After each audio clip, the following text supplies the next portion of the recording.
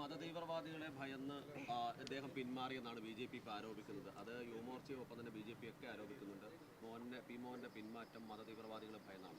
അല്ല, BJPക്ക് ഇപ്പോൾ സാധാരണ ഈ നാട്ടിൽ ഏതെങ്കിലും തരത്തിലുള്ള വർഗീയതയ്ക്ക് ഒരു സ്കോപ്പ് കിട്ടുമെങ്കിൽ ആദ്യം ഇടപെടേണ്ട സംഘടന BJPയും RSSുമാണ്. BJPക്ക് പോലും സ്കോപ്പില്ലാത്ത ഒരു വിഷയത്തിൽ, RSSന് പോലും ഒരു ഓപ്പർച്യൂണിറ്റി കാണാത്ത ഒരു വിഷയത്തിലാണ് മോഹനൻ കയറി അഭിപ്രായം പറഞ്ഞ് ഇതിൽ വർഗീയത കണ്ടത്.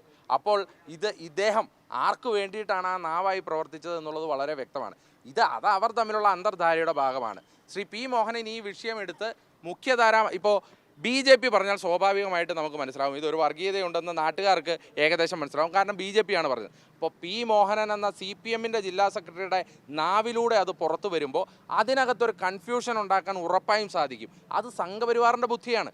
മോഹനൻ ഇത് പറഞ്ഞ് അദ്ദേഹം ആ കളിക്കളത്തിൽ നിന്ന് മാറി. പക്ഷേ ആ കളിക്കളത്തിൽ ഇപ്പോൾ ഫോർവേഡായി ബോൾ തട്ടാൻ നിൽക്കുന്നത് RSSും BJP ആണ്. ആ ബോൾ പാസ് ചെയ്തത് മോഹനനാണ്. അത് സംഘപരിവാറിൻ്റെ കോച്ചിങ്ങിൻ്റെ അടിസ്ഥാനത്തിലാണ്. അല്ല, ഞാൻ പറഞ്ഞല്ലോ, അദ്ദേഹം കാലങ്ങളായി ഇപ്പോൾ TP ചന്ദ്രശേഖരൻ വധക്കേസ്, കാഫിർ സ്ക്രീൻഷോട്ട്, ഇപ്പോൾ ഈ വിഷയം, ഇതിനകത്തൊക്കെ അദ്ദേഹം എടുക്കുന്ന നിലപാട് തീർച്ചയായിട്ടും വർഗീയപരമാണ്. ഇല്ലെങ്കിൽ കാഫിർ സ്ക്രീൻഷോട്ട് എന്ന് പറയുന്ന ഒരു വിഷയം ഉയർത്തേണ്ട എന്ത് സാഹചര്യമായിരുന്നു വടകരയിൽ ഉണ്ടായിരുന്നത്? വടകരയിൽ ആ വിഷയം ഉയർത്തി കഴിഞ്ഞിട്ട് മറ്റുണ്ടായ വിഷയങ്ങൾ നമുക്കറിയില്ലേ? ശ്രീ ഷാഫി പറമ്പിൽ പൊളിറ്റിക്കൽ പോയിസണാണ്, എന്തൊക്കെ തരത്തിലുള്ള ആരോപണമാണ്. അവസാനം കേരളത്തിൻ്റെ പിണറായി വിജയൻ്റെ പോലീസ് റിപ്പോർട്ട് കൊടുത്തത് എന്താണ്? ഇത് ചെയ്തത് DYFIയുടെ ബ്ലോക്ക് പ്രസിഡന്റാണ്. ഒരു സംശയവും വേണ്ട. ഈ അന്വേഷണം ചെന്നാൽ മോഹനൻ്റെ വീടിൻ്റെ കട്ടിലിൻ്റെ താഴെ പ്രതി ഉണ്ടാവും. അത് ഞങ്ങൾക്കും അറിയാം. കട്ടിലിൻ്റെ താഴെയാണ് പ്രതി ഉണ്ടായത്. ഇതിൻ്റെ ഉപജ്ഞാതാവ് ഇരിക്കുന്നത് മോഹനൻ്റെ വീട്ടിലാണ്. അത് ഉൾപ്പെടെയുള്ള കാര്യങ്ങളിൽ അന്വേഷണം നടന്നുകൊണ്ടിരിക്കുകയാണ്. നേരായ വണ്ണം അന്വേഷണം നടന്നാൽ മോഹനൻ്റെ കുടുംബം ഇതിനകത്ത് പ്രതിയാവും. അവിടെ നിന്നാണ് ഈ കാഫിർ സ്ക്രീൻഷോട്ടിൻ്റെ ഉത്ഭവം ഉണ്ടായിരിക്കുന്നത്. അപ്പോൾ അത് ഉൾപ്പെടെയുള്ള കാര്യങ്ങളിൽ പച്ചയ്ക്ക് വർഗീയത പറഞ്ഞ് ഈ നാടിനെ വർഗീയമായി തിരിച്ചുകൊണ്ട് മലബാർ മേഖലയിൽ ഒരു ഹിന്ദു മുസ്ലിം വർഗീയത ഉണ്ടാക്കാനാണ് മോഹനൻ ശ്രമിക്കുന്നത്. അത് RSSൻ്റെ അജണ്ടയാണ്. RSSൻ്റെ ചട്ടുകമായിട്ടാണ് മോഹനൻ പ്രവർത്തിക്കുന്നത്. അല്ല, യൂത്ത് കോൺഗ്രസ് ഇപ്പോൾ പിന്തുണ പ്രഖ്യാപിച്ചിരിക്കുകയാണ്. ഇപ്പോൾ ഇന്ന് CPMൽ നിന്ന് SFIയുടെ മുൻ ജില്ലാ സെക്രട്ടേറിയറ്റ് മെമ്പർ ശ്രീ അലി അക്ബർ അദ്ദേഹം പാർട്ടി വിട്ടുവന്ന് പറഞ്ഞതിൻ്റെ ഒരു കാരണം എക്സോണുമായി ബന്ധപ്പെട്ട വിഷയമാണ്. ഇപ്പോൾ അടുത്ത ദിവസം തന്നെ മലപ്പുറത്ത് നിന്നുള്ള കോൺഗ്രസിൻ്റെ MLA ശ്രീ AP അനിൽകുമാർ ഇതിൽ പങ്കെടുക്കുന്നതാണ്. വരും ദിവസങ്ങളിൽ കോൺഗ്രസിൻ്റെ നേതാക്കന്മാർ, യൂത്ത് കോൺഗ്രസ് നേതാക്കന്മാരും ഇതിൽ പങ്കെടുക്കും. ഞാൻ ഇന്ന് അതിൽ പങ്കെടുത്തത് വളരെ കൃത്യമായി, ജിമ്മിൽ പോയവർക്കറിയാം അതിൻ്റെ വാമപ്പിനുള്ള ആദ്യത്തെ 20 മിനിറ്റാണ് അതിൻ്റെ എക്സസൈസ്. യോഗ ചെയ്യുന്നവർക്ക് അറിയാം അതിൻ്റെ എയറോബിക് എക്സസൈസ് ഉൾപ്പെടെ ആദ്യത്തെ 20 മിനിറ്റ് വാമപ്പ് എക്സസൈസ് മാത്രമാണ് അവിടെ നടക്കുന്നത്. അതിലുപരി രാവിലെ ഒരു കൂട്ടായ്മയും ഒരു സൗഹൃദവും അവിടെ നടക്കുന്നുണ്ട്.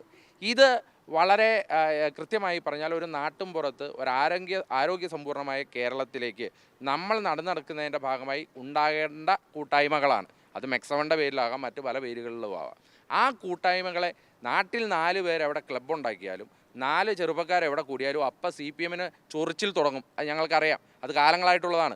നാട്ടിലൊരു ക്ലബ്ബ് തുടങ്ങിയാൽ ക്ലബ്ബിനെ എങ്ങനെ നശിപ്പിക്കാമെന്നുള്ളതായിരിക്കും CPM കാലങ്ങളായി ചിന്തിച്ചുകൊണ്ടിരിക്കുന്നത്. ഇപ്പോൾ ഈ കൂട്ടായ്മയിലേക്ക് ആളുകൾ കടന്നു വരുന്നത് കാണുമ്പോൾ CPMന് സ്വാഭാവികമായ അസ്വസ്ഥതയാണ് ഉണ്ടായത്.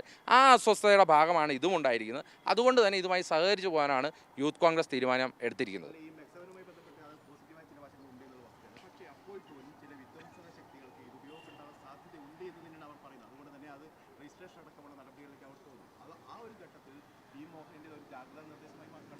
എന്നാൽ ശ്രീ മോഹൻ ഒരു പരാതി ആഭ്യന്തര വകുപ്പിന് കൊടുക്കട്ടെ. കേരളത്തിൻ്റെ ആഭ്യന്തര വകുപ്പ് ഇതേവരെ പരസ്യമായി RSSന് അടിയറ വെച്ചിട്ടില്ല എന്നുള്ളതാണ് നമ്മൾ മനസ്സിലാക്കുന്നത്. കാരണം രഹസ്യമായി പിണറായി വിജയൻ നാഗ്പൂരിലെ ആഭ്യന്തരമന്ത്രി ആണെങ്കിലും പരസ്യമായി ഇതേവരെ BJPക്കാരനെ കസേരയിൽ കയറിയിരുന്നിട്ടില്ല. അപ്പോൾ അങ്ങനെയാണെങ്കിൽ ശ്രീ മോഹൻ്റെ നേതാവായ പിണറായി വിജയന് നേരിട്ടൊരു കത്ത് കൊടുത്തിട്ട് ഇതിന്മേലൊരു അന്വേഷണം ഉണ്ടാകണമെന്ന് ആവശ്യപ്പെടാമല്ലോ. ഇല്ലെങ്കിൽ ഇതുമായി ബന്ധപ്പെട്ടൊരു ഇൻ്റലിജൻസ് റിപ്പോർട്ട് കേരളത്തിലെ പോലീസിനകത്തുണ്ടെങ്കിൽ ആ ഇൻ്റലിജൻസ് റിപ്പോർട്ടിനെ കുറിച്ച് പുറത്തുവിടാമല്ലോ. ഇതൊന്നും ചെയ്യാതെ കേരളത്തിലെ പോലീസ് ഇവരുടെ കയ്യിലിരിക്കുന്നു, എല്ലാ അന്വേഷണ സംഘങ്ങളും ഇവരുടെ കയ്യിലിരിക്കുന്നു. ഇതുമായി ബന്ധപ്പെട്ട ഒരു അന്വേഷണം നടത്താൻ ഇവർ തയ്യാറാകുന്നില്ല, പരാതി കൊടുക്കാൻ തയ്യാറാകുന്നില്ല. ചുമ്മാ എയറിൽ വന്ന് ഏതെങ്കിലും 4 ആരോപണം ഉന്നയിച്ചിട്ട് പോയാൽ അത് അംഗീകരിക്കാൻ സാധിക്കുമോ? അതുകൊണ്ട് തീർച്ചയായിട്ടും അദ്ദേഹത്തിന് അങ്ങനെ പരാതി ഉണ്ടെങ്കിൽ അദ്ദേഹം ആഭ്യന്തര വകുപ്പിന് പരാതി കൊടുക്കട്ടെ, ആഭ്യന്തര വകുപ്പ് അന്വേഷിക്കട്ടെ. അതുമായി ബന്ധപ്പെട്ട് എന്തെങ്കിലും മറ്റ് ചിന്തകളുണ്ടെങ്കിൽ അത് നീക്കപ്പെടട്ടെ. ഞങ്ങൾ പ്രഥമ ദൃഷ്ട്യാ ഇതിൽ കാണുമ്പോൾ മറ്റൊരു തരത്തിലുള്ള വർഗ രാഷ്ട്രീയ മറ്റൊരു ജാതി മത ഒരു വിവേചനവും ഞങ്ങൾ കാണുന്നില്ല. ആ കാണലില്ലാത്തടത്തോളം കാലം ഞങ്ങൾ മെക്സവനെ പൂർണ്ണമായി പിന്തുണയ്ക്കും.